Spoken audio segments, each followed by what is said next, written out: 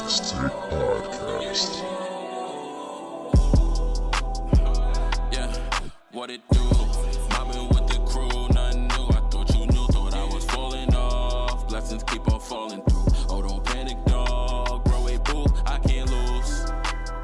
Yo, what's goody? I can't lose. Welcome to the Knicks Take Podcast. I am your host, Ja So Focused.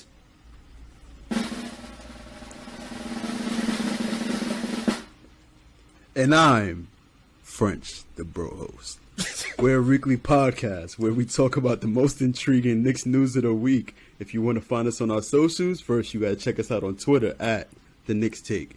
Then maybe try Instagram at The Knicks Take. Or how about Facebook? You can also try us at Knicks Take Media. And lastly, you can find us on YouTube, but you just got to search Knicks Take Videos. Okay. I mean, you put on your little intro voice. Very good. Very good. I do this, man. I'm the bro host. This is Knicks Take Podcast. We're a weekly podcast where... I just read all Oh, that. you did. Shut up. My fault. I'm so used to doing it, man. I'm so used to Edit. it. Listen, I had a day. All right, I had a day. I understand. We potty training. Your niece and nephew. And we also potty training. Hold on. Potty, Is there a- podcast, potty. Is there a hold up.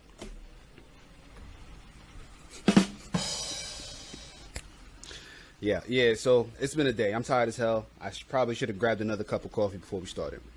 Anyway, let's get to the weekly recap. Yeah, this week a lot of stuff happened. Manuel quickly was speaking on how he got invited to work out with Kevin Durant. He's been working on his mid-range, and he's being the lead facilitator in all the Team USA practices. How you feel about that? I mean, I kind of want to see it in a game and not just hear that he is being the lead facilitator in the practice. Mm-hmm. But we're not going to see it in the game. So Until Summer League. That's the time.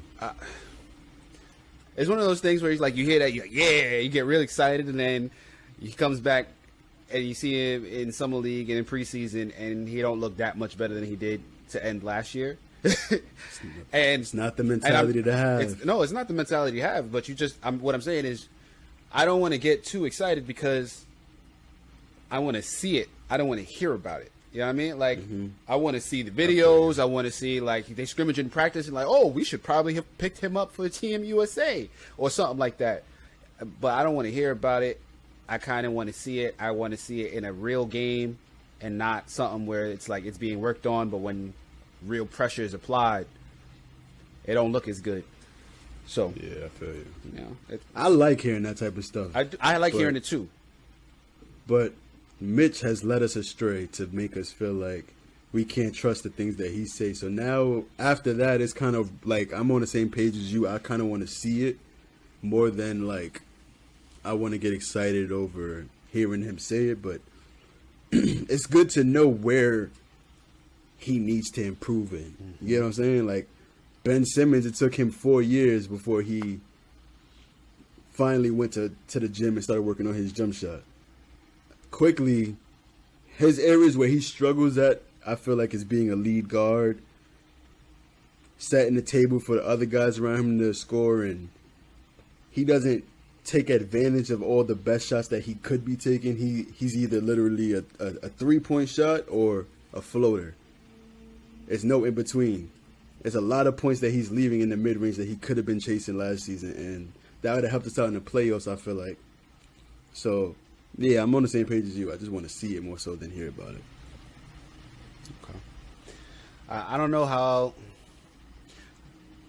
if he necessarily needs to do anything really in the mid-range, because he was pulling that floater from the free throw line at points. I think he just needs to perfect that floater. I don't need to see him do a jump shot. I need that three-point shot to be at the line to the half court. I need that floater, and I need a little bit of a finishing. But he can't shoot the floater going left, right in the mid range area. That's where he could get a lot of buckets too. Yeah, that's true too. Yeah. I think it's more important that he's able to finish at the rim than any real mid-range jumper, because that's not really an effective shot. He doesn't really need it. He's got a three. He's got a floater. Just finish at the rim. You're a 3-level scorer. You don't really. Nah, he's not a 3-level scorer until he start hitting that midi. I feel like the mid-range is what is the most important thing he got to do. You see what Chris Paul does with that mid-range. He's surgical with that. He steps his foot on the line. It's a mid-range shot. That's how I feel. Well, since you don't care about the mid-range, how you feel about him working out with KD? I like it. I like it a lot, especially because of what you just said. If I'm not opposed to the mid-range shot, I just don't need it. But if you're working out with KD and he's showing you some moves, showing you a step back or two, KD get busy in the mid-range too. Correct. But he also 6'10". Also correct. But when you have a team, if you put a team around quickly that he only has to worry about one player, it doesn't matter how short he is. He just needs to have something to where he doesn't have to be at the 3-point line, but he can get a shot off in the mid-range. Yeah. That's not necessarily the floater. But a floater is, for me, is like, if you have the floater and you can knock it down automatically, I'm not so worried about the mid-range. I'm not so worried about you having to step back, because Trae Young has shown, like, you don't really need the mid-range shot. You can do floater and three, and that's really it, and finish at the rim. And then where Trae Young at now? Yeah, but Trae Young is where he's at because his team is not that, like, his team's good, but they were not supposed to make it to the finals with that roster. They're supposed to make it as far as they made it, and they're lucky they made it as far as they made it, as far as I'm concerned. A lot of people will disagree, but they were built to make it to the playoffs and see how far they could go. They were not built for a title contender. They're trying to do title contention the next couple years, trying to show that this team is good enough with Trae Young as the lead guy, that they can go past the first and second round, which they did. But that's it. That's what this team was constructed to do. Hey, if they made the conference finals, I feel like they were supposed to. You gotta beat teams to get there. It ain't like they just stumbled into it. They put in the work to get there. So absolutely, I'm gonna respect them as a conference finals team. I respect them as a conference finals team. I just also am like, I don't. There's conference finals teams where it's like, yeah, I can see them battling it out for the conference finals every year, and there's conference finals teams where it's like, they're good. They're a good team. They're gonna be in the playoffs every year. I don't expect to see them in the conference finals as currently constructed, or with the core pieces that they have still being the core pieces. They need to pick up another guy or two and make that the core. Well, we can revisit this next year when we see it in the playoffs. Because I feel like the way that their roster was set up, it looks like they built for the future anyway. They are. I just don't think that. So they only going to get better. I think it's just going to be. I think outside of trade, they're all rotation player. Like, I shouldn't say rotation players. That's disrespectful. But I don't see a number 2 there next to Trae. Yet. I think the number 2 is going to come in trade or free agency. I don't see any of those guys being number 2. Not like RJ. We could see RJ being number 2 or number 3. Like, that's what I mean. Like, when you got to the finals with your guys who are going to be there for years, you got, like, say the Knicks made it to the conference finals. It would have been because of Randall, RJ, maybe Mitch, and then it's like, I can see them coming back because those are the guys that are going to get you there, and all you have to do is add to that, not necessarily like have the guy. And I don't see that with Atlanta. I see Trae Young. Yeah, Trae Young is that guy. He's going to get them there, but DeAndre Hunter. No, he's not number 2, number 3. He's a piece. You don't need he's a piece. Superstar. You need guys who are going to star in their role. Guys who's going to be role players, but be the best role player that you like. Jay Crowder kind of guys. I see a lot of them growing up to be a Jay Crowder kind of guy. I see a Mikal Bridges kind of guy in DeAndre Hunter. Yeah, if you're LeBron, KD, Giannis, but you get what I'm saying. If you're LeBron, KD, Giannis, yeah, you don't need that number 2, number 3 guy. But if you're not those guys, yeah, you need somebody who's going to be somewhat on your level in this day and age. Trae Young putting up the same kind of numbers as KD and them. It's Trae Young. Trae Young's a star. He made it now. You got to respect him now. I do respect him. He's a That's- top. that's He's a Trae top 10. Young. He's a top 10 player. He's a top 10 player. Yeah. But there's a line there. I don't think he's at that line yet. Because even KD needs somebody on his level to get to the finals. I put respect on Giannis's name because Giannis made it to the finals with, Chris Middleton and them. Like you can't say somebody's on Giannis's level, around Giannis's level on that team. Like it's Giannis and a lot of really, really good players. And Giannis has been doing this for a while. Like Giannis has been in the playoffs. Yeah, right. I put Giannis up there with LeBron and them. I think KD could do it if you have those types of players. I don't see Trae Young being I don't know how Giannis, we off the LeBron rails this far. because we do this every week, bro. What do you mean? How? We do this every week. Yo, the podcast just started. We talking about the Hawks. This is not what we had in the notes. You know what? You're right. Fuck the Hawks. Go ahead. What we got next, French? Next up, the Knicks have officially started to interview their draft prospects, starting with Belgian forward Vrans. I don't know how to say your last name. Blijenber. You could have looked it up. 6'10". No, I looked it up. They didn't have no pronunciations nowhere. You could have. But whatever, man. But he good though. He's good. He's a 6'10" forward. Played in Belgium. Averaged 9.4 points and shot 43 from the field. But he's a 6'10" forward who plays like a guard. He's a great passer. He shoots the three. He doesn't have a great percentage, but you can see him getting a better percentage in the NBA because he has a nice form and he has nice defensive upside. I like him. I don't know too much about him, but I just seen a couple highlights. I like what I see. I don't know nothing And about we him. also, you said what? I don't know nothing about him. I'll send you some clips to look at. He all right. He all right. He's number 26 on the Strickland's Knicks big board. Knicks specific big board. Right behind Brandon Boston Jr. Yeah, he's looking like a second round pick. Okay. We also got to interview James Bouknight, 6'5" New York City point guard, certified bucket, averaged 18.7 points per game, 5.7 rebounds, 44% from the field at UConn, and he kind of reminds me of Zach LaVine a little bit. The way that he plays, he has long strides, he got a lot of bounce.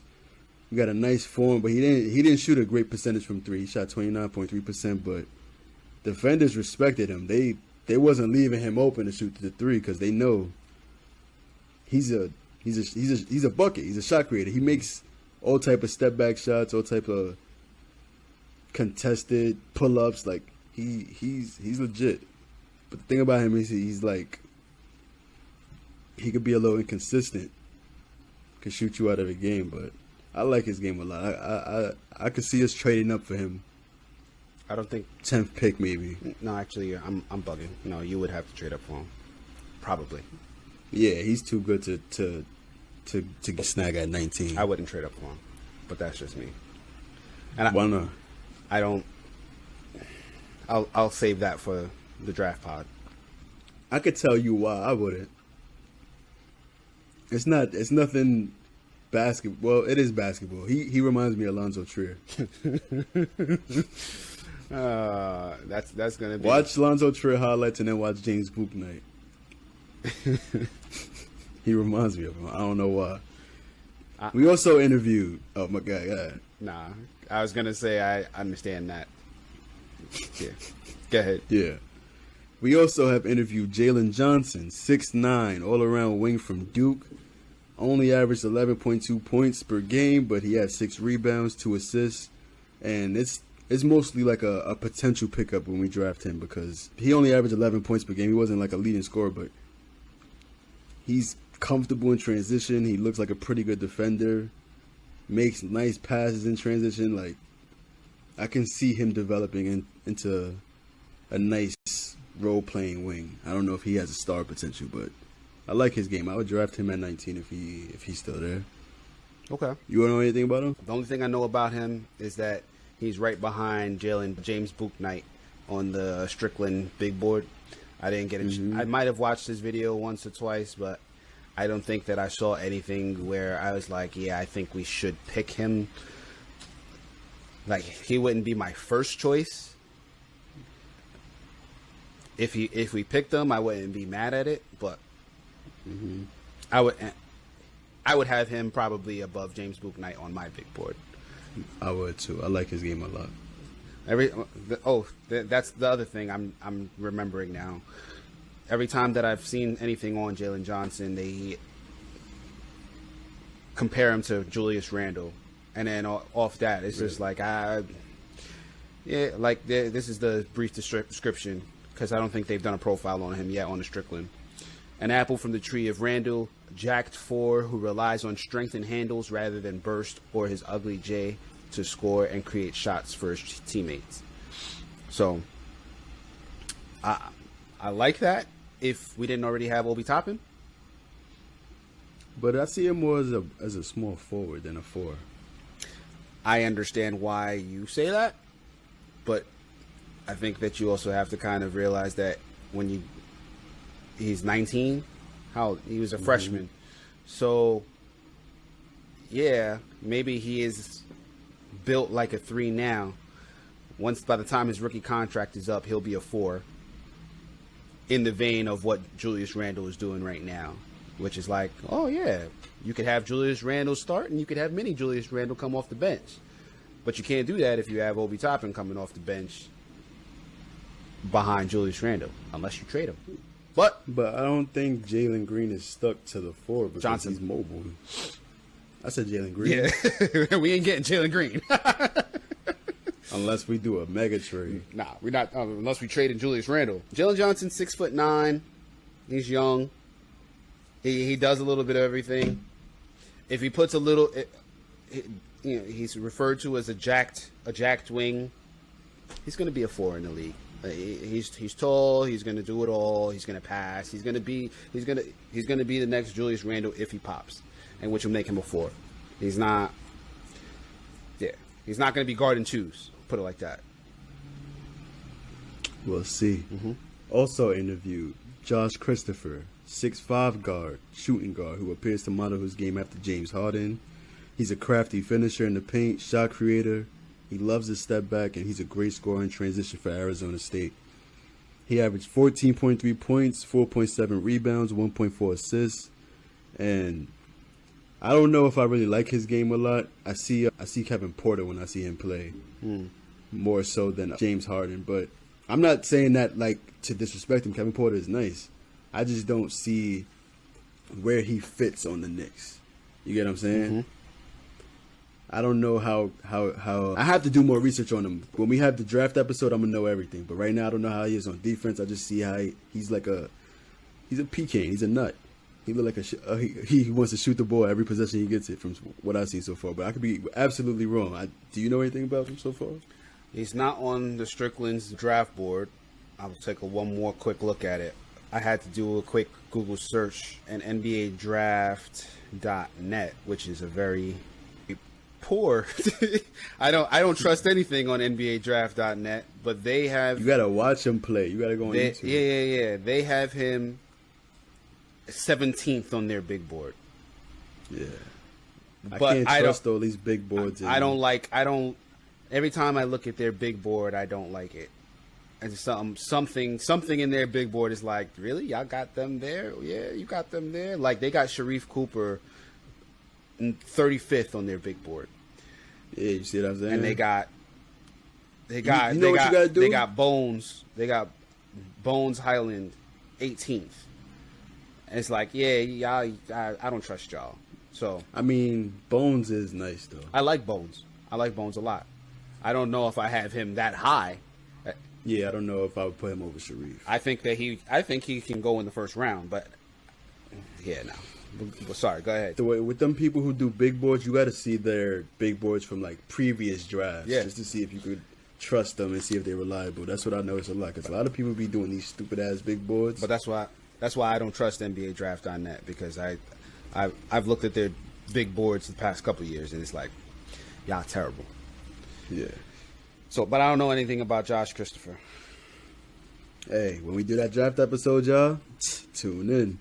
We're going to be prepared for that one. Next up, Trey Mann averaging 16 points per game, 5.6 rebounds, and shot 40% from three for the Florida Gators. I like his game a lot. He's like everybody always says that he's like this generation point guard prototype, Kyrie and them type of guys. I see D'Lo when I see him play. Okay. He's real smooth. He when he did the combine videos in the pro day, he showed off that he's bouncy. He got a lot of athleticism, but I don't never see him dunk in the games. But he is a really crafty scorer. Like, if we was to draft him, I don't know if I would love the fit next to Quickly, but for sure we're never gonna have any issues when it comes to shot creation when we have one of these guards in the game, because his step back is mean. Like, the way he could just score off the bounce, off the dribble, like he's legit. I like Trey Mann a lot. What about you? I like Trey Mann. I agree with you. I don't know about the fit next to Quickly, but you could treat it like the Cavs did Sexton and Garland and put them both out there, see which one pans out the most, or see if they can work together, because they both could shoot it from three. They both got range. But outside of that, their games are different. Where Mann is strong, Quickly is weak. Where Quickly is strong, Mann is weak. And you could basically just put them both out there and say, whichever one of y'all figures it out first, that's who's going to be on the team. Or if you both figure it out, hey, even better. Y'all the 1-2 next to RJ. We can't lose. Except on defense, you probably can lose. But I don't know. I like Quickly's defense, and I feel like he's going to get better. So I don't know if that'd be a bad backcourt defense. Yeah. And Tibbs could hide Trey Mann if he needs to. Yeah, they're both. He's a big guard. Yeah, they're both not ideal if you're trying to have a really good defensive team, to have them both on the court at the same time. But I wouldn't be mad at it. I wouldn't be mad at it. I wouldn't be mad. He's at 6'5", Quickly's 6'3". Right. They got size, so and that Tibbs could do something with that. And honestly, I can't quibble too much about it, because somebody else that we both like, if we drafted them, we would be like, I don't know if I like the fit next to Quickly if they drafted him, but small guard, whatever. I know you're gonna like this next one. I don't even know if you know anything about him, but Trey Murphy, he also interviewed with the Knicks, and he's one of my favorite prospects just due to the fact that I know Tibbs is looking for wings who can shoot. Mm-hmm. And if you looking for wings who can shoot, you can look no further than Trey Murphy. He reminds me of Mikal Bridges. You see what he's doing in the playoffs, right? Mm-hmm. He had 11.2 points per game, shot 43% from three, shot 50 from the field at Virginia. So he just looks like one of those guys that every team needs and every team wants. And you see the two teams in the finals, not the two teams in the finals, the two teams in the Hawks, the Suns, and who was the last team other than Bucks? The Clippers. Okay. The one thing about all of them is that they all wing heavy. Mm-hmm. And that's the way that the NBA is trending nowadays. You getting a lot of wings who can shoot, defend, just do everything on the court, because you don't want a bunch of big guys who are slow on their feet, and you don't want a bunch of small guards who are undersized, to say, compared to these other guys who like KD and Giannis and them type of guys. So I think he would be a perfect fit for New York. I want him drafted. If we keep the 19 and 21 pick, I would want Sharif and him. But how you feel about it? I'm torn. I like Trey Murphy, but you picked Trey Murphy. I think. All right, so you compared him to McCall, right? Mm-hmm. And with McCall, I think that people just assumed that he wouldn't get better for whatever reason. They just thought he was always going to be 3 and D, and that was it. but he was still a younger player, or rather, he was younger than Trey Murphy was when he got drafted. Trey Murphy is a junior. He's a little bit closer to what we probably will expect him to be. I wouldn't be mad at the pick. Probably because I think that if you have 2 picks, you use one to reach for a guy who can get better, and you pick one who's going to be a solid player. Trey Murphy will be a solid player for us. And I feel like he would have some big moments for us too. Yeah, but I don't know. I think that if you could get a better wing, 3-and-D wing, and still keep another pick to pick a Sharif Cooper, say. But we could draft both, is what I'm saying. I'm saying if you could maybe package Kevin Knox, a couple of those other picks with the 21st pick, and move up and see if you could get another wing who might be able to help more. I think that I probably would rather do that. But if you don't do that, yeah, I would be fine with Trey Murphy. I ain't gonna be too quick to trade Knox. You see his workout videos too? I have. Like he's starting to figure it out. When he figures it out on the court, then I'll be happy. Last but not least, Luka Garza, 6'11", potential post-scoring stretch big, averaging 27 points per game, 8.6 rebounds, and 48% from 3 at Iowa. Mm-hmm. You know anything about him?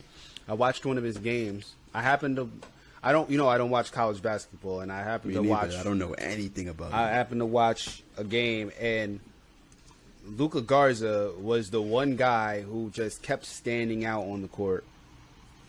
And I was like, who is this dude? And is this going to be able to translate in the NBA? Because he was knocking everything down. He was basically the offense for that team. Mm-hmm. With that said, I don't necessarily like him for us. He's 6'11", post-scoring, stretch big. Kind of reminds me of Jokic a little bit. Yeah, I answered your question before you asked it, didn't I? I don't see that. You don't see Jokic a little bit? Mm-mm. There's other guys in the draft that I see approximations of Jokic before I see that with Luka Garza. But Luka Garza is very talented, and he's not like he's gonna have a role in this league for sure. He's gonna be a rotation player at the very least. I don't think he's gonna be a star. I don't think he's gonna be an all-star. I think he's gonna be a very solid role player, 6th man, or end of the starting rotation guy. I see either Mo Wagner or a star. It's no in between. I would love if we drafted him, but I would also be kind of nervous. But I don't know why. I gotta do a little more research on him. But he looks nice. He looks like he would contribute in the NBA. I don't know what it is that scares me, but we'll talk about him more in the draft episode. Yeah, he puts up threes at a decent rate. I mean, I can't complain about it. I just feel like there's something in his game that it's just not popping. Like, he popped in that game, but I just feel like if you put him in the NBA, it's not going to translate as much as it did in the game that I watched. Hey, I ain't going to sleep on anybody who averaged 27 for a season. Absolutely. 8 rebounds and damn near 50 from 3. No, I'm not going to sleep on him. I'm not going to sleep on him. I don't know. Knicks know what they're doing. I like who they interviewing. Yeah. I like who they're interviewing too. So, yeah, I think that's going to wrap it up for that. You want to talk about finals? Weekly recap. Yeah, you want to talk about the finals? Talk about it. I have nothing to say. I said Phoenix Suns. I see Phoenix Suns, taking it from whoever it is that make it to the finals. You think it's going to be a sweep? The Bucks made it to the finals. I don't think it's going to be a sweep. I think that they're going to take at least I think they're gonna take 2 games. I think the Bucks are gonna take 2 games. I'm not scared of what I've seen in the first 2 games.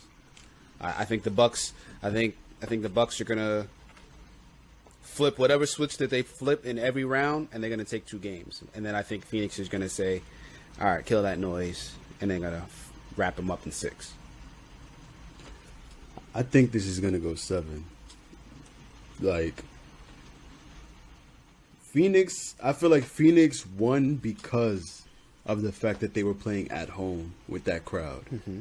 On the road, it's going to be a different feeling on the road for these role players who are making all these big shots and making all these amazing plays. I don't know. We know the Bucks is wishy-washy, but their defense has lapses, but a lot of the time you see the Bucks are playing a really tight defense, and that's gonna help when they're at home, because then their role players are gonna start feeling it, making big shots. On top of the fact that they making defensive plays and they're in a rhythm already with a groove, so they only lost 1 game at home this whole playoffs, right? If I'm not mistaken. Who? Phoenix? Bucks. The Bucks have lost more than 1 game. They went to This playoffs. They went to. They swept the Heat. They went to 6 with the. They went to 7. 6 with who? You said they went to 7. Yeah, they went to 7 with Brooklyn. With Brooklyn, yeah, and then they went to 6 with Atlanta. Okay. And they took 1 in Atlanta, didn't they? They lost game 1. Mm-hmm. What game at home did they lose against the Nets? I feel like they lost. They lost They more lost than one game. the 2 in Brooklyn. They lost 2 in Brooklyn and came back, won all the games in. The Hawks is the only team that beat them at home. And I feel like, it wasn't that the game where Giannis got hurt. Probably. That's what I'm saying. This is gonna be 7. I don't see Milwaukee losing at home. Now you're making me want to look this shit up. But I don't see them. I agree with you. I don't see them losing at home either. I see them losing at home in game 6. And not assuming, Phoenix is going to win game 5. And if Milwaukee loses game 6, that's it. I just checked. Brooklyn didn't beat them at home. Okay. Well, we'll see. By next episode, we're gonna know what happened. Correct. So, But do you think? So I'm still picking Phoenix in 7. Phoenix in 7. I got Phoenix in 6. Do you think Giannis is gonna come back to the finals next season? No. You think it's gonna be? If Brooklyn's healthy, they going to the finals. I don't see Milwaukee taking them out next year. What if They gonna have Dinwiddie back? Yeah, it's over. They going to the finals. they're not getting Dinwiddie back? They paying him. They not gonna let him walk for nothing. They'll trade him before anything. They ain't gonna just let him walk in free agency. They gonna pay him. They got the money. I'm gonna have to look at my little note here to see. But I think he's unrestricted. If he That also happened this week where he said, like, word for word, that he returned to Brooklyn for 5 years, 125. Absolutely. Is Brooklyn paying him 5 years, 125? Absolutely Why not. wouldn't they?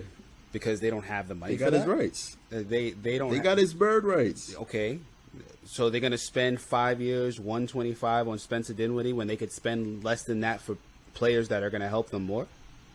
Who? Whoever. We're gonna get into it. We're gonna actually. You know what? Spencer Dinwiddie's a bucket still. You can trade him before you go and sign anybody who's going to replace what he brings. I'm gonna take a quick look at this little. He might be restricted. You might be right. Let's see. Spencer Dinwiddie. No, he's Nope, unrestricted. he's unrestricted. Yeah, he's unrestricted, man. Like, Just because. But that don't mean nothing, though. No, that does mean something because you. What does it mean? It means that Brooklyn is over the cap. Okay. They can only pay him. They can pay him a certain They amount, can pay him but exactly what he wants. After they sign everybody in free agency, because they got his bird rights, they can go over the cap to sign. they can go over the cap to sign him. But if you're gonna go over the cap to sign him, who are you not bringing back? Who are you? Who are you? DeAndre Jordan. Oh no! DeAndre Jordan's not even a free agent. Who's a free agent? Well, this is not the Nets take podcast, but we're gonna look. Because here's my thing, right? You're an NBA team. You can go over the cap to bring you guys back, sure. But this is still a business. You ain't gonna spend unnecessary amounts of money just because you can. Like, wouldn't it be more important to James Harden's hamstring? That might be a problem for the rest of his career. Wouldn't it make more sense to spend money to have guys to fill that role? Let James Harden get as much rest as possible for the year. Who's going to fill that role better than Dinwiddie in free agency this year? Dinwiddie is not filling. He's already on the team. Dinwiddie is a borderline all-star. We can agree on that, right? It depends. He's coming off of an injury. That's the other big thing. He's coming off an injury. You have to see how he comes back. You got to see how it affect players like how they used to. You got to see how he comes back from the injury. Well, who's the last player that didn't recover from his injury at ACL? Players that nowadays they have everything they need to. Bro, Dinwiddie ain't 17. Dinwiddie is a good sized point guard. KD just tore his Achilles and just looked like he got better. So I'm not gonna just say, "Oh, Dinwiddie don't deserve the money because he got injured." He gonna come back the same way. I feel like, bro, the Nets are gonna be over the cap before we're even talking about adding anybody. This is like, even if you renounce the cap holds, the maximum possible cap space that they have, the maximum possible cap space is negative $48,696,714, which means there's nothing that the Nets can do to even get close to the salary cap. And you talking about spending mad bread on Spencer Dinwiddie? Like, you could do it. You could do it. Look, but I'm gonna read to you all the. You're gonna be spending what, 200? The free agents for the Nets. Okay. Spencer Dinwiddie. These are all the Nets free agents. Mm-hmm. Jeff Green, Tyler Johnson, Bruce Brown Jr., who's a restricted free agent, Blake Griffin, Mike James, who they just signed and is also a restricted free agent, Reggie Perry, who's also restricted, and Chris Chioza, who's also restricted. So out of the unrestricted free agents, you got Blake, Tyler Johnson, and Jeff Green. You don't think those guys can be signed again for the minimum, and then you just get Dinwiddie back on the books? I mean, then just run it back next year? I mean, I could see it. I just can also see somebody saying we're going to spend an extra $3 or $4 million, and the Nets saying like, yeah, nah, we're not doing that. We can replace you on a cheaper contract if we need to. That's bad business. Yeah. You never let a talent walk out for nothing. If you're gonna if you don't mind losing him, then trade him and get pieces that can help. I just don't like the idea. How much did you say that they would bring him back for?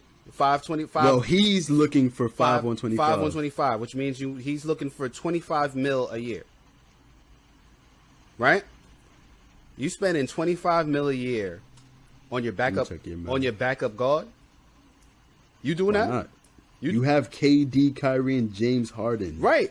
And you got a borderline all-star who can come off the bench and score buckets anytime any of these other guys get injured. That's bad business, man. That's bad business. Spending $25 million on your sixth man point guard who is coming off an ACL injury.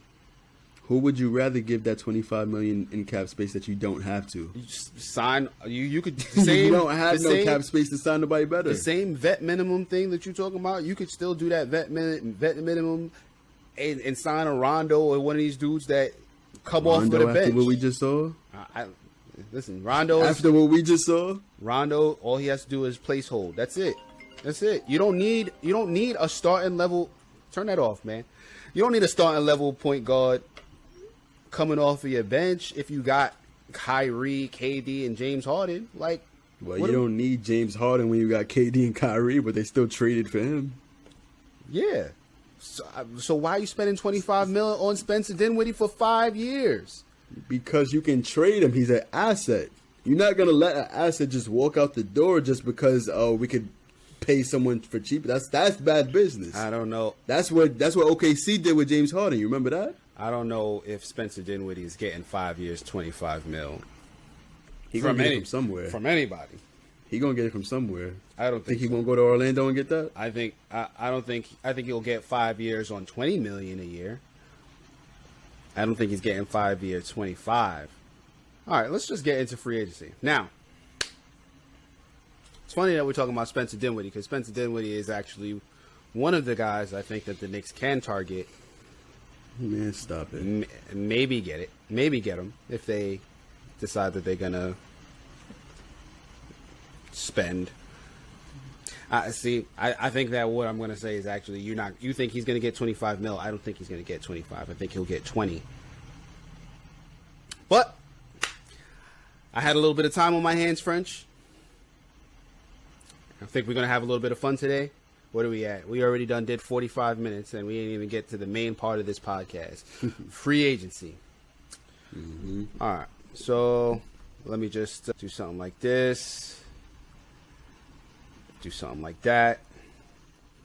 And for those of y'all who are not watching and are listening, I made myself a little slideshow. Is that coming up? Ooh. You see that, French? I see that. I made myself a little slideshow talking about free agency.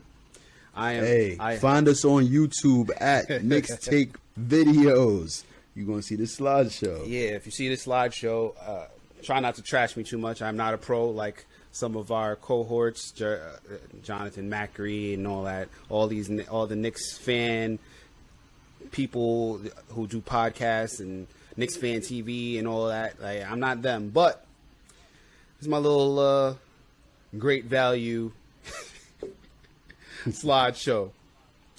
New York Knicks free agency 2021.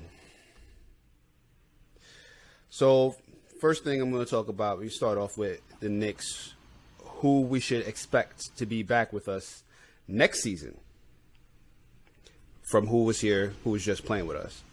I think we're going to bring Derrick Rose back. Luka Vildoza was a part of the team but never actually played. He was a late signing. He'll be here. He'll be a part of the rotation. Emmanuel Quickley will definitely be part of the rotation. For our wings, we got R.J. Barrett coming back. He'll definitely be the starter. Kevin Knox will also be back. And for the bigs, we got Julius Randle, Mitchell Robinson, Obi Toppin, and I think the Knicks will bring back Taj Gibson on another vet min. Looking at this, the biggest observations you can see clearly, biggest dearth of talent is in the wing spot. We only got RJ, and if depending on what you think about Kevin Knox, that's it. We also have a lack of playmaking outside of Julius Randle, RJ Barrett, Derrick Rose, no obvious starting point guard option outside of D Rose, but D Rose, I think we're all comfortable with him coming off of the bench. All right, now let's put that into perspective. Going to the bench. Our starting lineup is still under construction, as we are without a point guard or a wing next to RJ, Julius, and Mitch. The bench unit will be made up of Derrick Rose, Quickley, Obi, Taj, and Luka Vildoza. Kevin Knox and Norvell Pell will probably see limited minutes unless Kevin Knox translates what he's doing in them videos to the court. All right, let's get to the fun part. Free agent scenarios. So, before I get into the scenarios, minus cap holds, Knicks will have $56 million in roster cap space, or they will be using $56 million on the players. Mm-hmm. Derrick Rose can be brought back after anybody be signed. We have his early bird rights. If the Knicks do bring Taj Gibson back, it would have to be via the vet minimum or another exception, whether it be the mid-level, the room exception, some sort of exception, depending on where the Knicks are at. And this is all of my scenarios are gonna be under the scenario that Mitch comes back in a club option, and not that we have declined his club option so that we can sign him to a bigger deal. What's a club option? If I recall, that means that the team the team option are opting to bring him back for $1 million. My bad. They can say, yeah, we'll bring him back. You get paid this much, or we could say, nah, we don't want to pay you that. If I recall correctly, if they decline it, he'll be a restricted free agent. Yeah, I'm not sure. I don't remember. But I do think that if they he'd be unrestricted if they bring him back, yeah, he'll be restricted. If they decline, he'll be unrestricted. Right. So I have potentially $55.6 million in cap space this offseason. $73,902,000 would be the maximum available, which would require renouncing all cap holds and non-guaranteed contracts, including Julius Randle's contract. Julius Randle has a non-guaranteed contract, which if the Knicks were to waive him, they would only have to pay him $4 million, which is not happening. The Knicks are not waiving Julius Randle. All right, following so far? I'm following. I also got a list of all the free agents on the side here. Let's slow down. Nah, so you got yours. I'm gonna get mine. I'm gonna go in order from most probable / less exciting, least exciting scenarios. Okay. All the way up to the most unlikely scenario. Starting with scenario number 1, signing a bunch of vets to the minimum and cheaper deals. 20 mil or less per year. In this scenario, we're just picking up talented guys who probably aren't going to get run on championship teams. Least likely of these is going to be Lou Williams, who I think the Knicks should try to take a look at. You know, somebody that Emmanuel Quickley could learn behind. That's somebody Emmanuel Quickley looks up to. Yeah. Lou Williams has a little bit more playmaking skills still than Emmanuel Quickley, so I think that would be a great guy to pick up if you can. Mm-hmm. I'm with you so far. In my example, I got Nicholas Batum, Lou Williams, Doug McDermott, and Trey Lyles, who French has recently called Dirt. Due to what he did in Canada. Correct. So how does that look? Well, I'm not mad at any of those except for Trey Lyles. I like Doug McDermott. Hold on. What? I missed my first 2 signings. Evan Fournier. And Spencer Dinwiddie. And I got Spencer Dinwiddie even less than the 20 million I said, 15 mil, but 15 mil, 20 million, you can do either one and still do vet minimum deals and still have money to do additional things outside of that. Sorry, what were you about to say? Spencer Dinwiddie does not. He all these years of him being a Net, all he ever did was throw shots at the Knicks and clown the Knicks. I can bet you with my left arm that he is not going to take a $10 million pay cut to come and play for the Knicks. I can guarantee you that. Is it a $10 million pay cut? From what he's expecting, yeah. He's expecting 25 From what he's expecting, yes.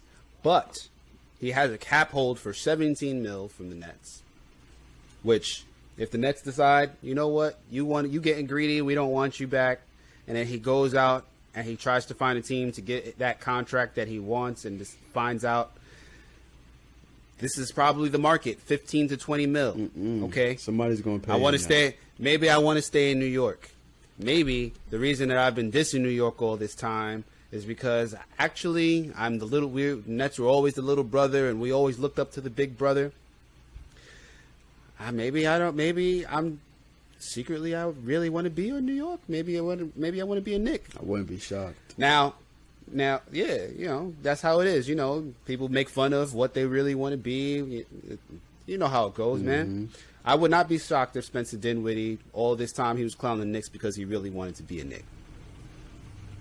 So, that is the point guard I chose, but it doesn't have to be Spencer Dinwiddie. There are other point guard options in free agency that you can either spend more money on or less money on, who would be okay for this kind of scenario. So how does that look? Starting lineup: Spencer Dinwiddie, Evan Fournier, R.J. Barrett, Julius Randle, Mitchell Robinson. Bench: Derrick Rose, Emmanuel Quickley, Nicholas Batum, Obi Toppin, Taj Gibson. The third unit, I think Luka Vildoza would be Luka Vildoza or Doug McDermott or both would be those guys to get run. That would be the 12 guys that get run. They would get play. You got Luka Vildoza, Doug McDermott, Trey Lyles, Norvell Pell, and we would probably be drafting a shooting guard or a combo guard. And then we'll also be drafting a small forward. Kevin Knox would be our fourth string power forward. And that would be the Knicks in 2021, 2022. Even with all these signings, you have enough money to re-sign one or two more of last year's guys. So this doesn't necessarily have to be the lineup. You can sign these guys and still bring back one or two. You could bring back Reggie. You could bring back Alec Burks if you want. Slot them in the third string of the Knicks. And now you have a lot of depth. Are we significantly better? No, but with a real point guard, likely leaps from RJ, IQ, and Obi, and actual off-the-dribble threats throughout the lineup, I think this would be an interesting and entertaining, if not old, team. What are your thoughts, French? I mean, I don't hate it. I don't see this scenario coming true, but I could do you one better. Off the wing. Instead of Spencer Dinwiddie, Trey Lyles, I would try to put my money into maybe signing Daniel Tice, who's an unrestricted free agent. I like his game a lot. Or Will Barton, who's on a player option for $13 million, who might decline it to get a bigger payday. Right. Or a Kelly Olynyk type big man who's going to stretch the floor for you, make all the right basketball plays. Like one of those three I would have instead of Trey Lyles and Spencer Dinwiddie. Maybe two. I'm not mad at it. I'm not mad at it. Yeah, you can definitely do that. Will Barton was definitely under consideration, as was Kelly Olynyk. But I just threw Trey Lyles in there because whoever it is, if the Knicks do pick up a power forward, it's going to be somebody who's not going to get any burn. Mm-hmm. Same thing with the bigs. I think that unless the Knicks bring back Nerlens Noel, which is a possibility with this scenario, you could bring back Nerlens Noel. I don't think the Knicks bring back anybody else as a big. Maybe, well, I'll get to that. But yeah, I like your roster also. But once again, I don't think that really does any damage outside of, okay, we finished somewhere around where we did last year. And we're just basically looking for leaps from our young guys. Yeah, which I'm expecting. Yes, which I'm also expecting. Wouldn't it be hilarious if we signed Tim Hardaway Jr. again? Yo, stop stealing my jokes. Scenario number 2. Toronto gives up on Lowry. Don't bring him back. I'm liking it so Let's say far. Toronto gives up on this team as constructed, and Kyle Lowry is the first domino to fall. Could we pick him up on a 3-year for $25 million deal with the third year being an option? Give him 4. I think it's a possibility.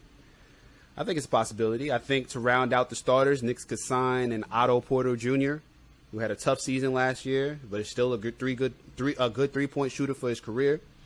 You could bring back Reggie on his cap hold, bring back Frank on his admittedly expensive team option, and then bring in 2 vets that I mentioned in scenario 1. Lou Will and So I have Dermott. That's who I would bring back. That's who I would bring over in a vet min deal. Yeah, I never even thought about Lou Williams. That's really interesting. IQ Yeah. looks at him as a mentor, or as one of his favorite players that could be a really good mentor. I like that pickup if he was to make that. I would too. That's why I keep bringing him up. With this roster, you're definitely going over the cap by bringing back Frank. But worst case scenario, he sucks again and he's off the books after that year. Best case scenario, he boosts his value as a cog in the rotation, and we might still be able to pick him up in the next offseason as somebody who is familiar with the team. This team is better than scenario number 1, in my opinion. Between Lowry, Rose, Porter, and Randall, I think we have enough players on both ends of the court to get back to the playoffs as somewhere around 6th seed. This is, of course, assuming leaps by the youth. It looks like Kyle Lowry at the point, RJ starting shooting guard, Otto Porter Jr. at the 3, Julius Randle at the 4, Mitchell Robinson at the 5, D Rose, Quickly, Doug McDermott, Obi Toppin, Taj Gibson off the bench, Luka Vildoza, Frank, the draft picks, Kevin Knox and Norvell Pell getting spot minutes. What you think about this one? Yeah, I have no objection. I like this a lot. I like this. The only thing I don't like, I feel like we should be able to sign Noel. Maybe like on a vet min. Yeah, over Norvell Pell. Well, we already have the thing with the reason why I have Norvell as our consistent third string is because we already have him under contract. Yeah, but I think it's a team option. It'll on be that. There is. We can get rid of Norvell quite simply Send him to the G League. and bring Noel back. Or bring Norvell back on the 2-way. Yeah. I just don't think – I think that Noel might finally be like, this is my time to cash out. He played very well this year for us. If he does think that way, where he's not going to make 20 mil, he's not going to make anywhere that much. But he every year, the past 4 or 5 years, he's outplayed his contract, and his contract keeps getting smaller and smaller. And I think playing on a playoff team and a team in a big market like the Knicks, I think that's going to boost his value. And I don't think that the Knicks are going to spend money to bring Noel back at a higher clip. When you got a healthy Mitch coming back, you can get Taj on another vet man. You already can pay Norvell Pell, less than $1 million. I think he's going to be making, or around $1 million a year.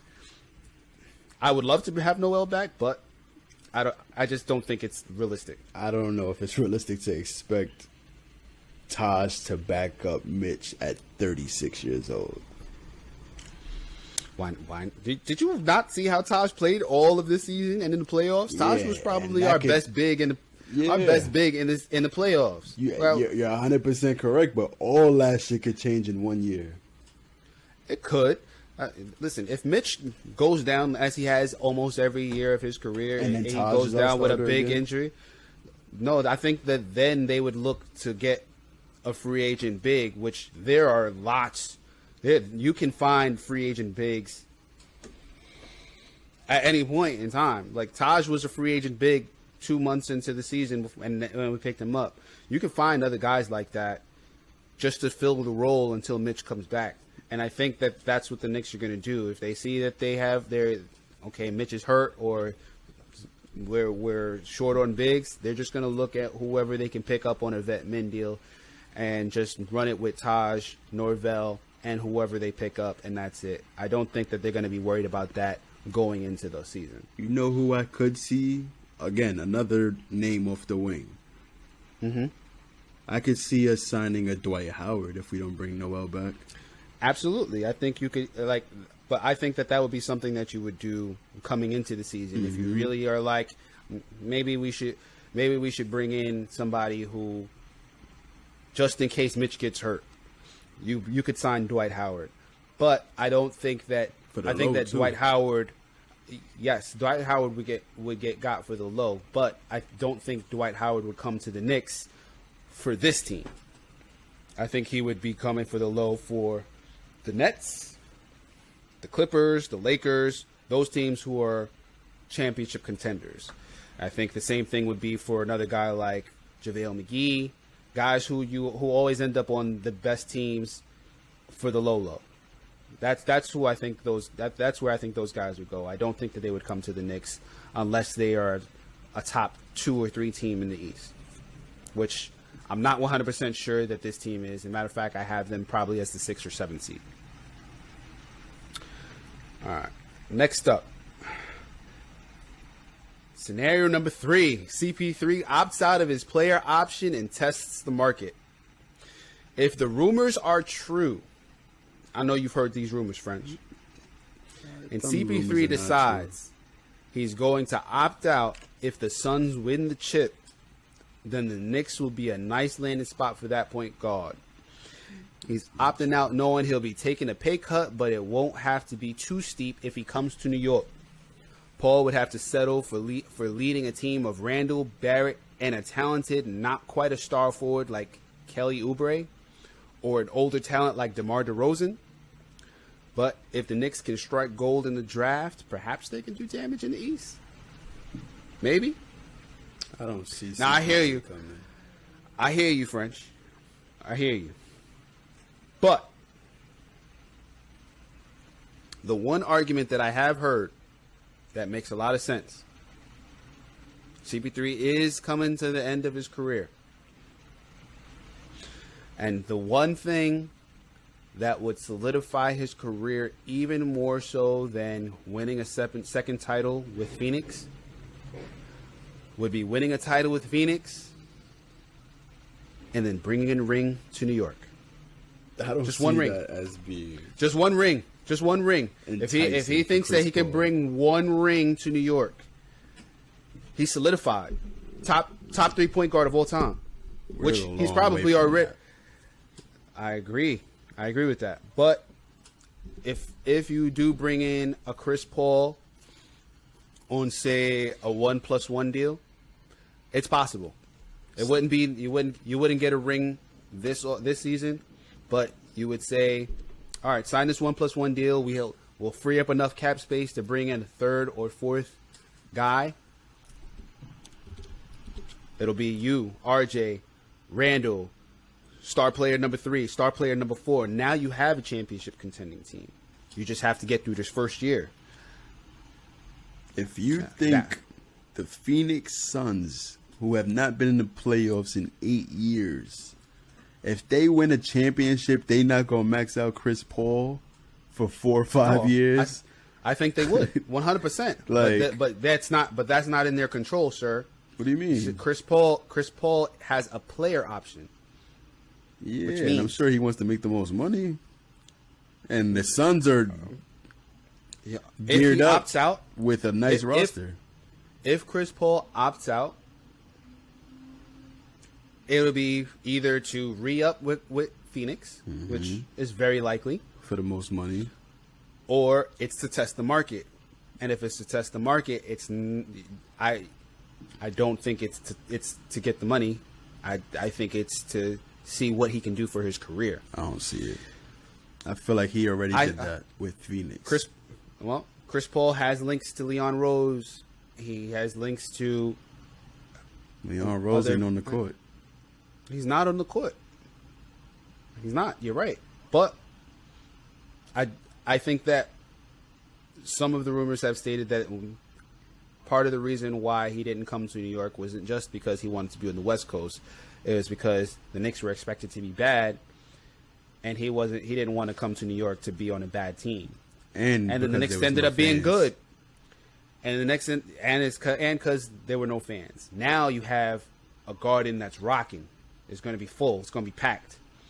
You have a playoff team with Julius Randle and RJ Barrett.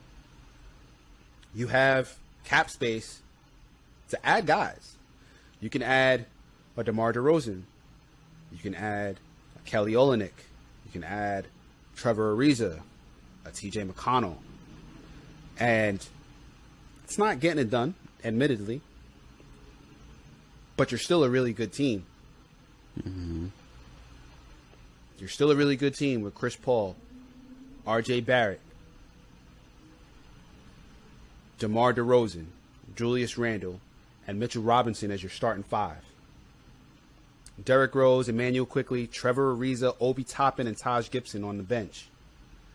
Luka Vildoza able to fill in the guard role if somebody ahead of him falls. TJ McConnell can be there too. Kelly Olynyk can be the backup 4 or 5, just in case. Okay. And you got the draft picks. You got the draft picks also, and you can either make them a part of a rotation if some of these old guys don't, or you can have them learn. One of them, I have one of my draft picks earlier. I had them as shooting guard. Now I have them as a point guard, because now you draft a point guard in the draft, and you don't need them to contribute right away. They can learn from the best point guard, if you don't consider him one of the best point guards in the league. French, you're like, I don't believe any of this. This is the too good to be true. But scenario. I did say this is going to go from the most likely, yeah, that is true, to more unrealistic. All right, my bad for stepping on it then. But I don't think that this is completely unrealistic. I do. It's more unrealistic than the Kyle Lowry, but we won't know until the offseason. And then it'll just be a 1-2. Chris Paul says he's going to opt out, but he's going to re-sign with the Phoenix Suns. Or he's going to test the market. I absolutely love this scenario, if it ever were to come true. I just have a hard time believing that Chris Paul would leave Phoenix after winning a chip with an opportunity to run it back and win another one with that same roster to come play in New York for respect that he already done earned. I don't see it. No, it wouldn't be for respect. It would be a legacy thing. It's respect. It would be a legacy thing. It's like when LeBron went back to Cleveland. He didn't go back to Cleveland. Going back to Cleveland, he did have a good chance because of Kyrie to make it to the finals. But he went back to Cleveland for, you say respect, but it was legacy building. No. I brought a title. I'm the wrong guy to hit this one out. I'm not the guy to hit it.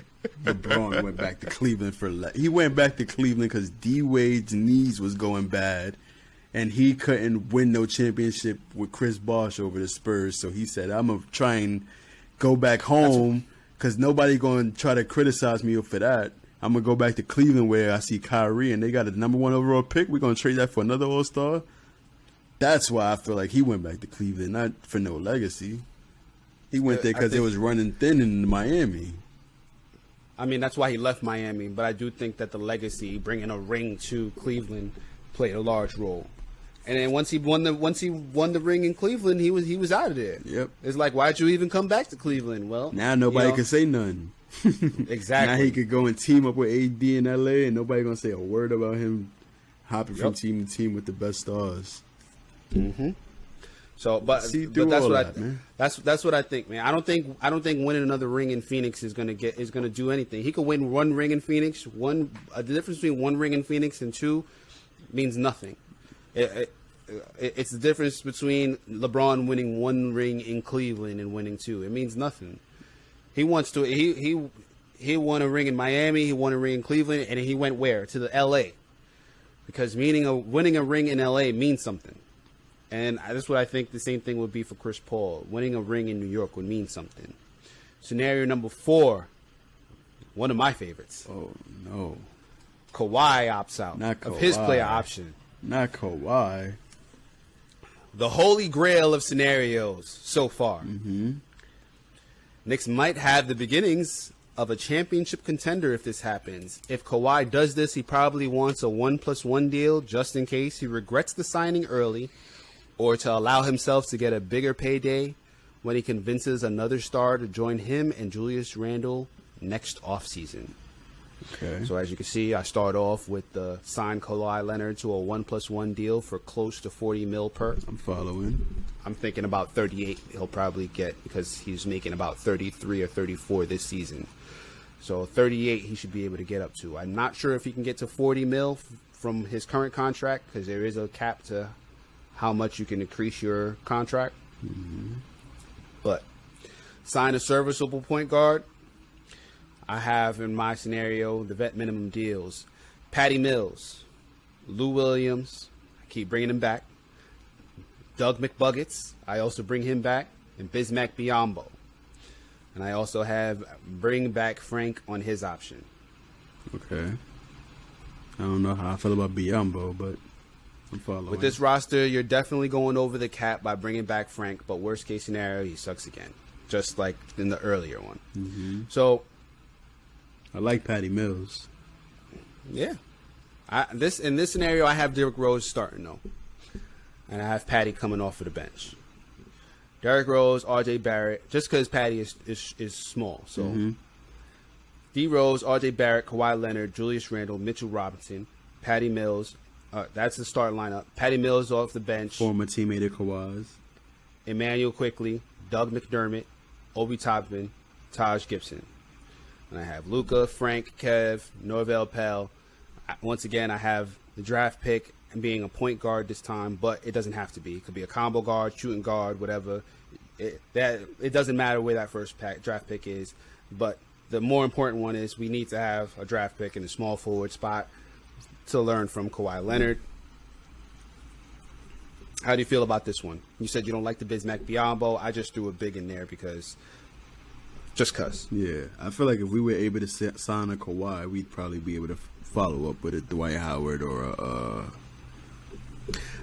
The reason why I settled on Bismack is because I think that it's just on the precipice, just on the cusp. Because when I look at this team, I'm like, is this a championship contending team? It is. 100%. Derrick Rose, RJ Kawhi. Barrett, Kawhi, Julius Randle, and Mitch. I don't know if it is. I think it is. I don't know if it is. Because is this team that much better than the Los Angeles Clippers team? It's different. It is a different team. It's a lot different. It is. You have a lot of different types of players coming off the bench. Yeah. And you could, and then this is just for example, like Doug McDermott doesn't have to be there. I said Lou Williams. I didn't even put him in the slide for some reason. And the two draft picks are going to probably be a lot better than a lot of the players on the Clippers. So just imagine Lou Williams is where Frank Ntilikina is and move Frank Ntilikina down a spot. I don't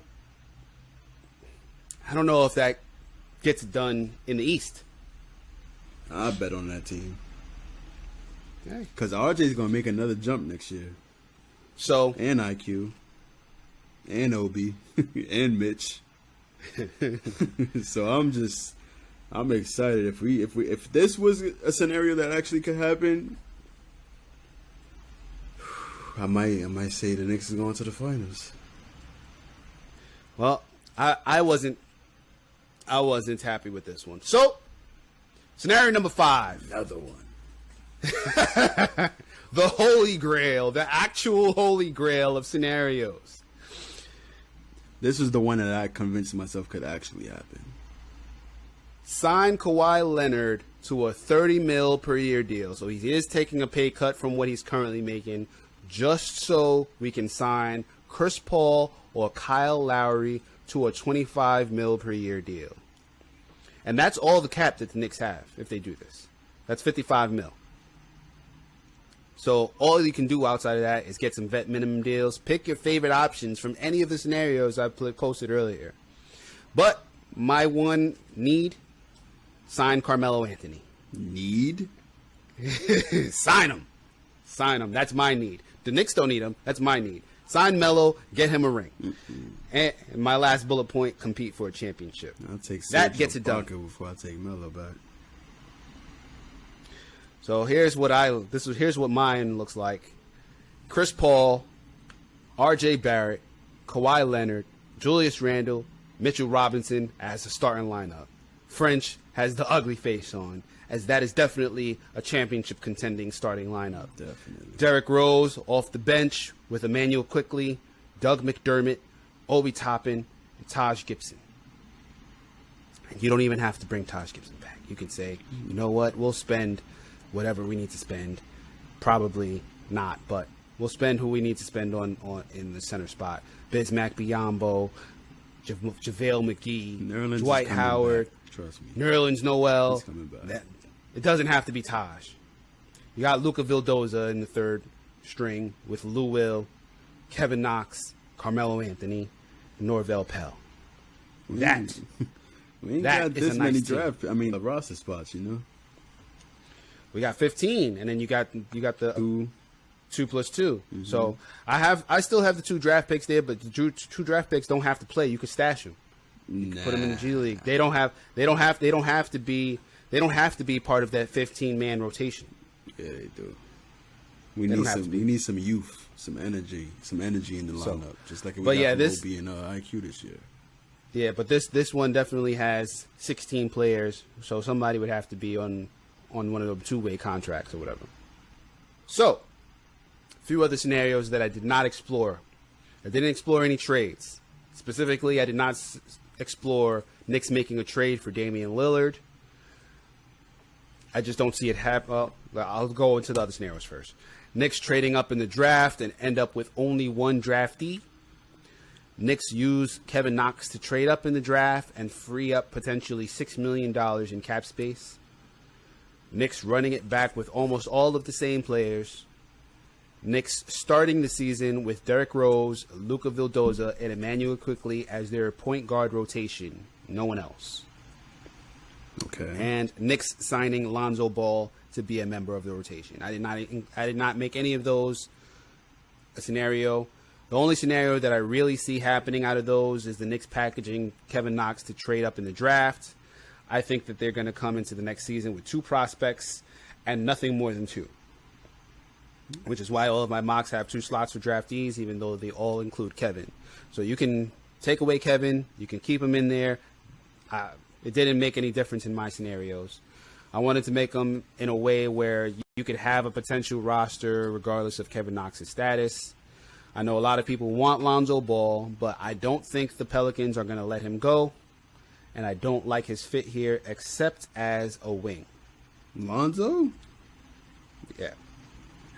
I don't like his fit. I've thought about it a lot. There's a lot of discussion. Fit. I don't like his fit because, and not as a point guard. Why not? I don't like his fit as a point guard because we had a lot of issues, especially in the playoffs, when it came to half-court creation. Okay. And what is Lonzo Ball's greatest weakness as a point guard? Half-court creation. Okay. So, can he fix that? 100%.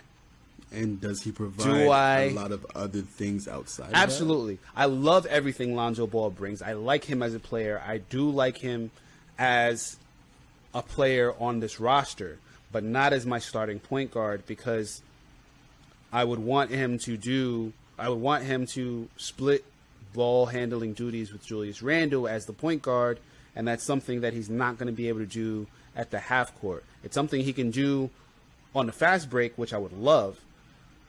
But I would love it if Kevin Knox was on the fast break next to Julius Randle, pushing the pace and doing the same thing. So why would I have him sign him as the starting point guard when I can just get a wing to do all of the things that I want him to do? I don't know. So Lonzo Ball has... Lonzo's good. Lonzo's good. I would want to sign him. But I think this Knicks team is looking for a point guard who, in the half court, is going to get to the rim and create for others. And that's not something that you're going to ask Lonzo Ball to do in this season. Now, if you sign him and say we're going to work on it, and then by the time year 3 and 4 comes in, then he'll have evolved that part of his game. I see the vision.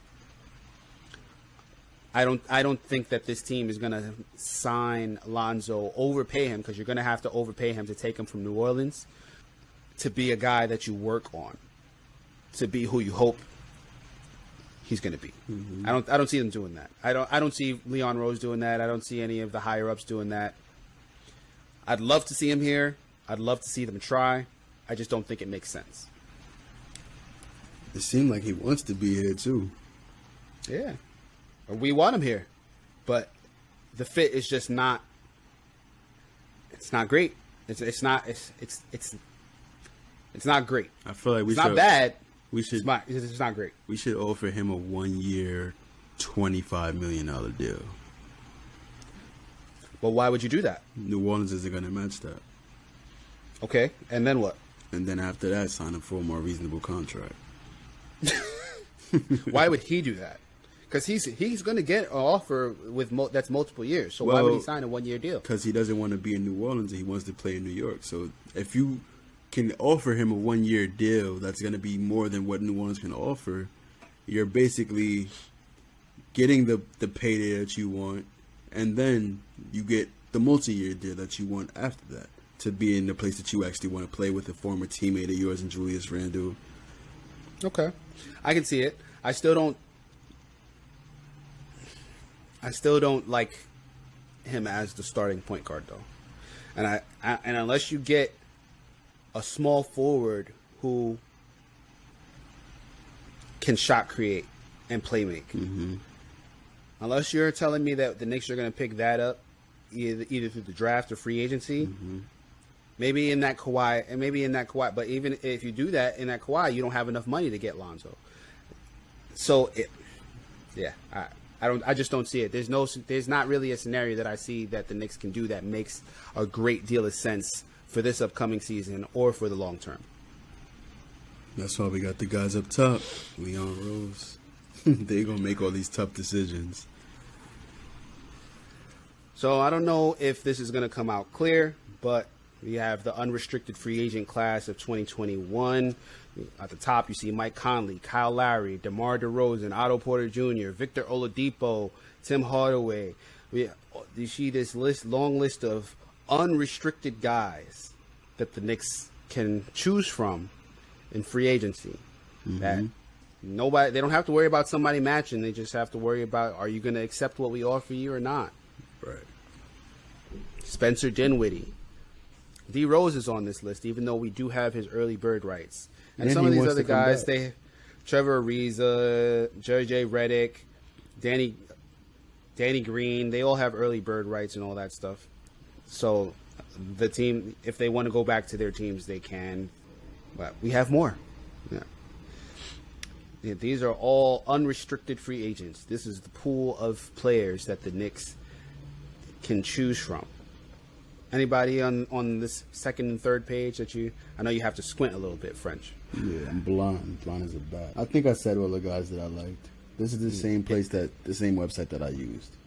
Robin Lopez, Doug McDermott, Ish Smith, Frank Kaminsky. You got not total bums here that you can choose from. Carmelo Anthony is unrestricted. Jared Dudley, Alex Caruso.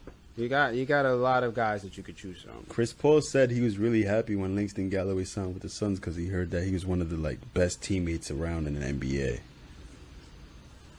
I loved Langston Galloway. I thought that they should have given him more burn. Hey, he's a free agent. He can come back. Yeah. He's not coming back. Why not? He's not playing a second for the Suns right now. So I didn't realize how much Campaign was getting paid. And he is on my last page. There's a few other guys, but there's nobody below TJ Leaf that I think is going to get max bucks on another team. But Campaign is on this last page. He's staying wherever Chris Paul at. He's only making $1 million. He has definitely outplayed his contract. Yeah. You don't think he's going to try and go for the bag this season? I think he's going to stick with Chris Paul as long as Chris Paul's in the NBA. You don't think he's going to try and be a starting point guard somewhere? He got time for that. He's proved himself already. So now he knows as long as I can continue to learn from Chris Paul and pick up all the wisdom that he's offering, that can do nothing but help me in the future. If I was campaign, I'm re-signing with Phoenix for a little bit more money, playing the same role that we playing, running up all the championships that they can run up in Phoenix with this young core. If you don't think campaign is going to try to fleece some team out of a 25 mil, I don't know how much he can make, but if you don't think he's going to try and fleece a team after this playoffs, I don't see the team.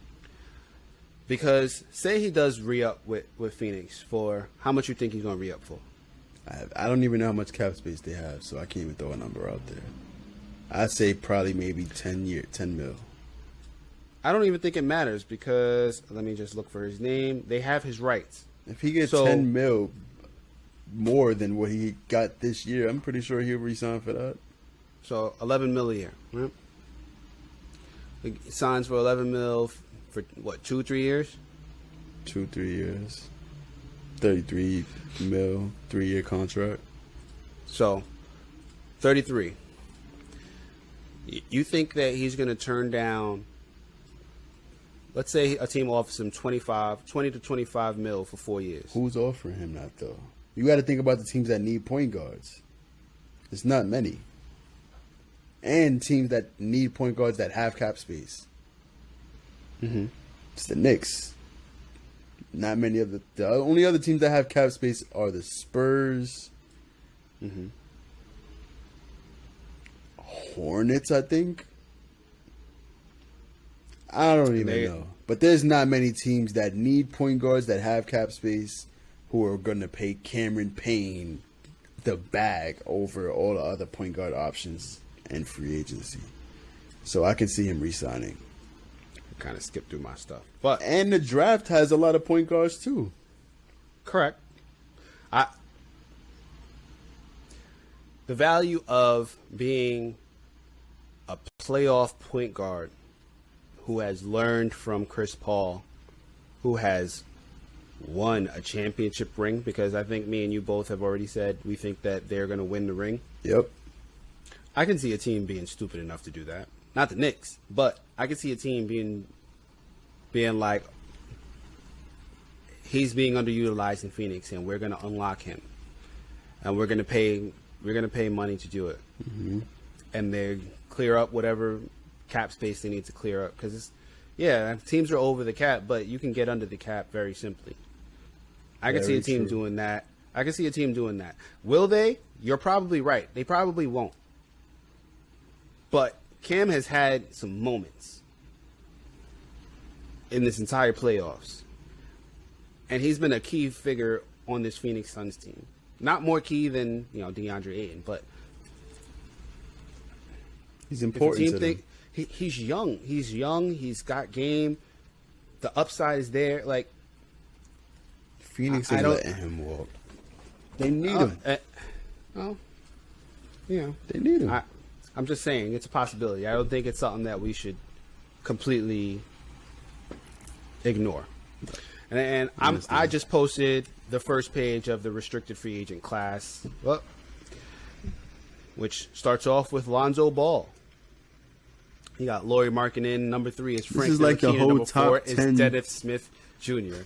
Isn't this like the same draft class? Except for this is like the whole lottery for the draft class of 2000. Probably. What year was that? 2015, 16? I don't even know. The Thanasis is in there, and he's coming back to Milwaukee.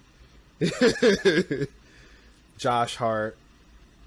But I only did this page. There's more restricted guys, but I think anybody that teams would overpay for is on this page. Gary Trent Jr., Devontae Graham, who is going back to his team. Not listing the entire class. I think cheaper free agents we're not going to look at, or they will be brought back to their original teams due to them outplaying their old contracts. Restricted free agents are tough because if they're not worth signing, you usually have to outspend the original team for their services. The only players I see worth overspending for are Lonzo, Devontae Graham, Gary Trent Jr., Duncan Robinson, who is not listed, can also possibly be had. But is he worth it? Is he worth it? Yes, Josh Hart.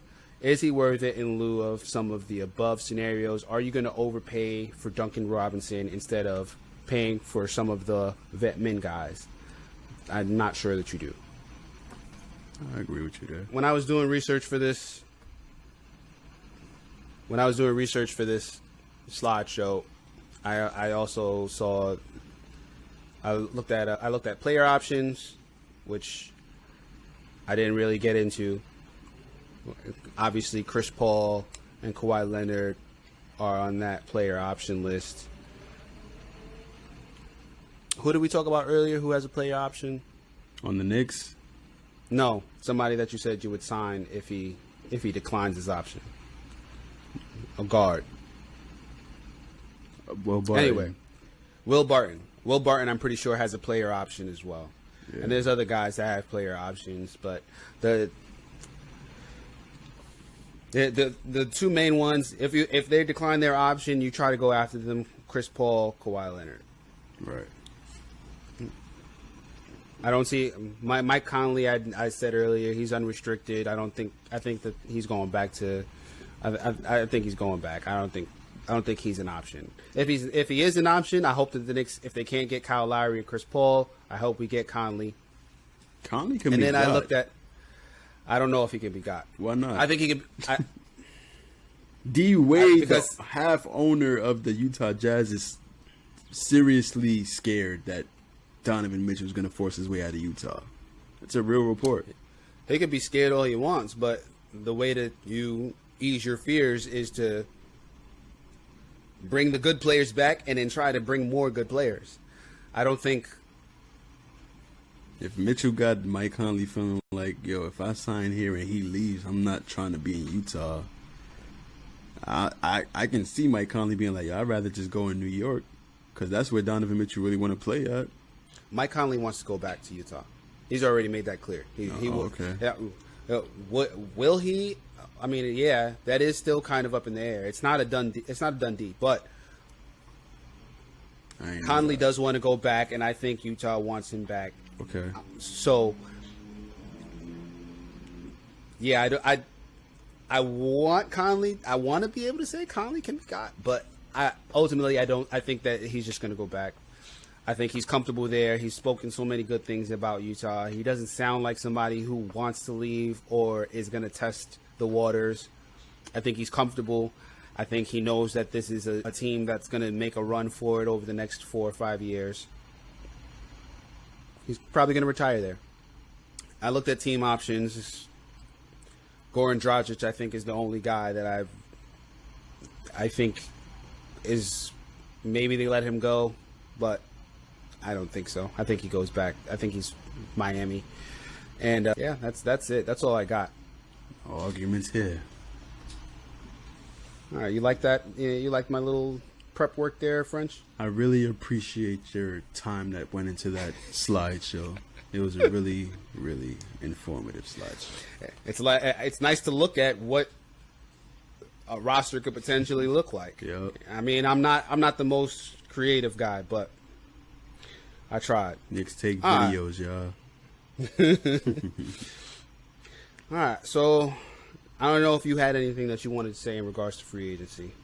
No, that was, we just went deep into Super free long. agency. Yeah, so I'm free agency'd out. Very good. We got any other news we could talk about? I don't think so. Nah, we went through everything.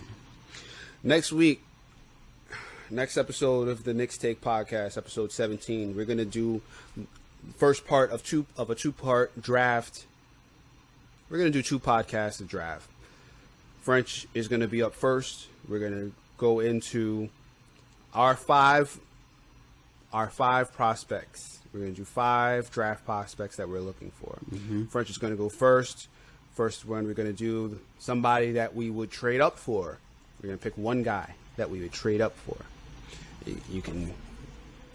We're gonna cap ourselves to the 10 to 15 range.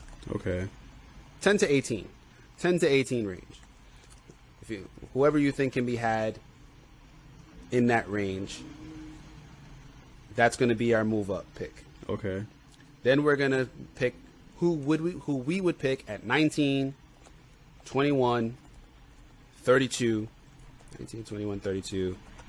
Should we do 5 or should we do 4, French? I don't think we should do. I don't see the second round picks being utilized. I see them being traded.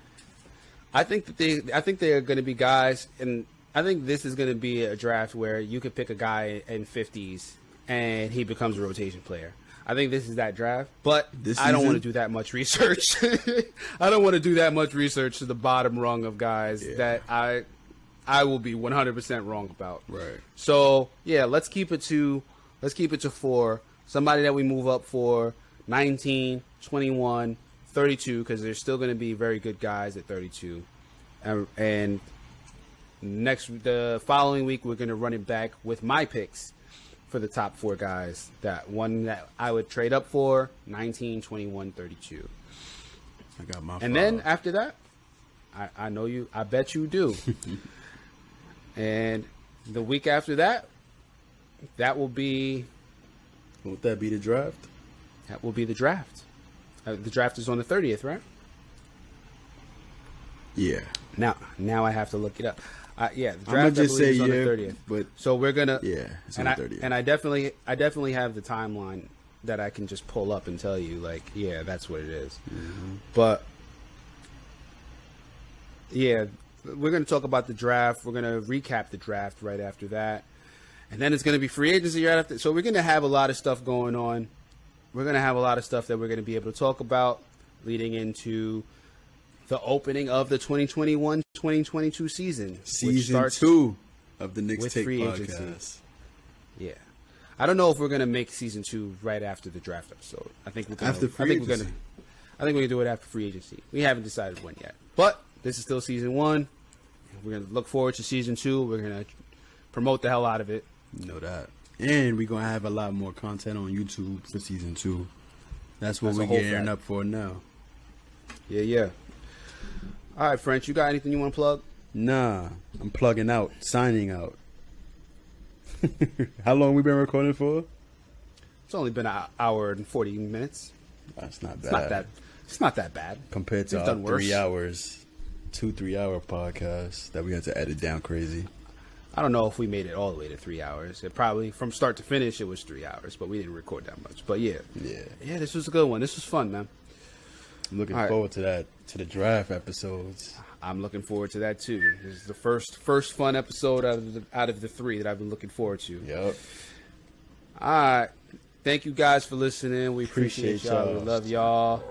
Stay tuned for the next episodes. Peace out. Peace. Yeah, what it do? That intro music was Broadway Boo by Gotti B, formerly known as Bugatti Blade. You can find us on Twitter at The Knicks Take. You can also find us on Instagram, Facebook, and YouTube. Thank you for listening.